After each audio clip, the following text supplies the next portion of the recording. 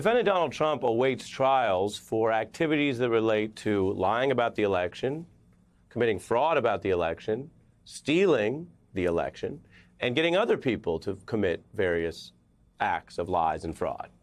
None of that happened in a vacuum. Indeed, some of that was more probable or more popular, if you want to call it that way, because it was amplified so vociferously in what many called a big lie. And there was no greater, more sweeping platform than Fox News, which has seen itself have to pay a ton for what it was caught doing. Now, a powerful group is suing Fox's board for defamation over those election lies. This comes not from one of the voting machine companies or other people who were allegedly defamed, but from the powerful New York pension funds. There's about 800,000 people involved just in all of those investments, so it's a lot of power. They know what they're doing in court. This is just within 6 months of Fox buckling in that historic $787 million suit by Dominion, the voting company. Now, evidence from that case showed how far up and wide this went. Fox also settled a related case, which really came about partly because there was so much heat and evidence from the earlier cases against a Tucker Carlson producer for about $12 million. 3 other cases are pending: Smartmatic, a Trump supporter, Ray Epps, who says they defamed him in one of their conspiracy theories, and this new pension fund suit, along with the state of Oregon joining in. It is a reminder that even if you only do this by dollars and cents, as many media companies do, well, trying to lie about the loser of the 2020 election has been a money-losing proposition. And we have a special guest right now that I mentioned as part of our special hour. This is someone you might recognize for any number of reasons. Brian Stelter is the author of several books, including the upcoming Network of Lies, the epic saga of Fox News, Donald Trump, and the Battle for American Democracy. That comes out in November. And Brian, as I always try to be transparent with everyone, you happen to work for a long time for another channel called CNN. You also worked writing for the New York Times. You are one of these media democracy nerds, self-described. Welcome back to the beat, sir. Great to see you, old friend. Let's start with that link I mentioned. Costly cases for Fox, but they tie into alleged lies relating to our democracy. 100%. And this new shareholder lawsuit, it is the biggest and potentially the most expensive one yet for Fox. There have been at least 3 of these now filed, and the pension fund is the biggest one yet.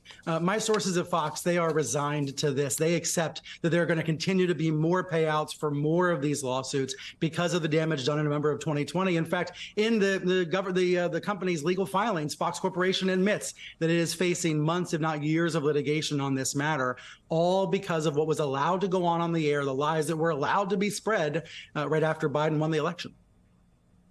One of the other major related results was that people like Lou Dobbs, when those cases were first filed, and then Tucker Carlson more recently, were ousted. I'm not going to ask you to sort of define what percent relates to what. Was it the main reason? Was it one of a bundle of reasons? But just more ask you to use your reporting and your skills here tonight to tell us what has become of Fox, where recently we've seen Donald Trump do more interviews with Megyn Kelly. We actually showed a newsworthy clip of that tonight, of ex-Fox host, with Tucker Carlson through the X-Twitter platform recently. So more ex-Fox officials than current ones, it sometimes seem. What does that do to the company here as it has paid these prices but sees its ex-hosts sort of stake out their own ground? Right. It's incredibly tense and complicated because it was Maria Bartiromo who first used the word Dominion on Fox's airwaves. It was Lou Dobbs who pushed the Smartmatic lie. And, that opened the company up to tremendous legal liability and damage. In some ways, those cases, that form of accountability, financial accountability, it's happened to me more quickly than the accountability for Trump in the 4 indictments. So Fox feeling the brunt more than Trump, at least more quickly than Trump. With regards to these hosts, many of them are pro-Trump, even though Rupert Murdoch very much wants the country to be rid of Donald Trump. And my understanding from sources is that Rupert, he shrugs and says there's nothing he can do anymore. That clearly the base is siding with Trump. But it's a little more complicated than that, Ari. I was in Iowa yesterday talking to reporters and voters, and some voters, who support Trump, they also have a backup choice in case he's not available, so to speak, or they're looking for off-ramps, away from Trump. So Fox is doing the same thing. They are staying with him in some capacity, but also looking for alternatives. You know, this is obviously, there's a kind of a meta conflict if you and I are going to sit here on TV and talk about the role of TV, but trying to be as objective as we can. There is a lot of understandable talk about the changing media landscape and the decline of aspects of television.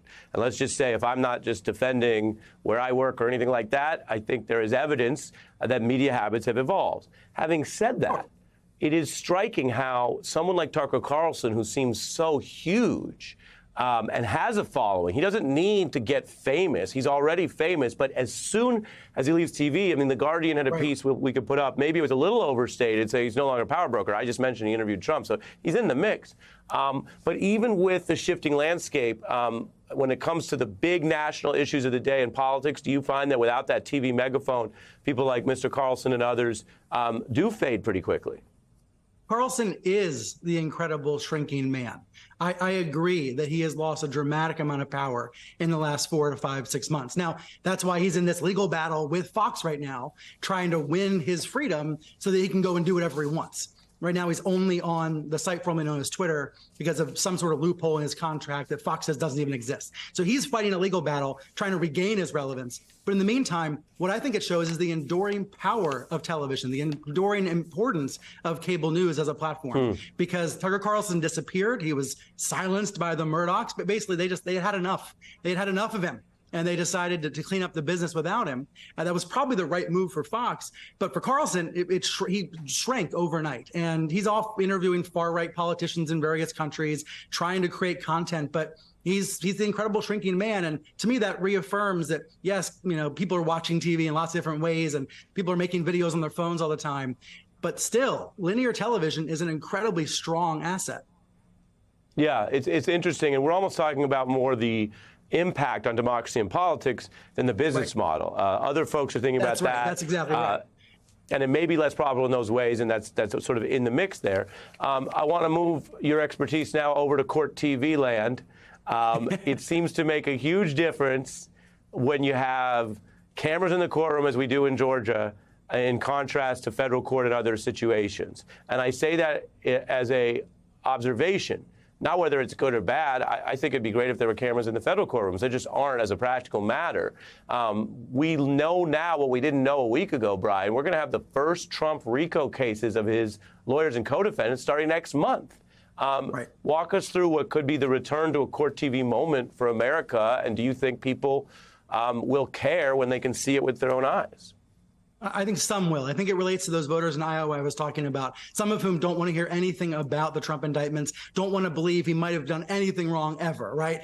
But when it's on camera, there's a better chance, a greater potential that they will end up seeing it. The people who don't want to hear about it, more casual news consumers, or frankly, you know, people who are politically exhausted, with cameras in the courtroom, I think it ups the chances, ups the possibility of interacting with it, seeing the story, being involved in the story.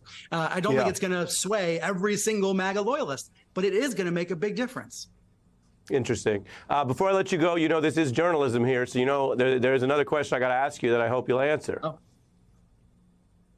Okay. You worked for CNN for a long time. They came under a different ownership structure. Your services were no longer used, whatever verbiage you want to say. Terminated, ended the show, fired. Fired. I like the word fired. Okay. So has CNN, in your view, lost its way? And were they wrong in some of the programming decisions they made, including regarding yours? No, I think there's a big difference between a management regime versus CNN as an institution. And that's true for lots of media companies. When you're reading the newspaper, you're reading a website, you hate an article, you hate a column, judge that one column. Don't judge the entire institution. And that's what I would say about a CNN or any other big media brand.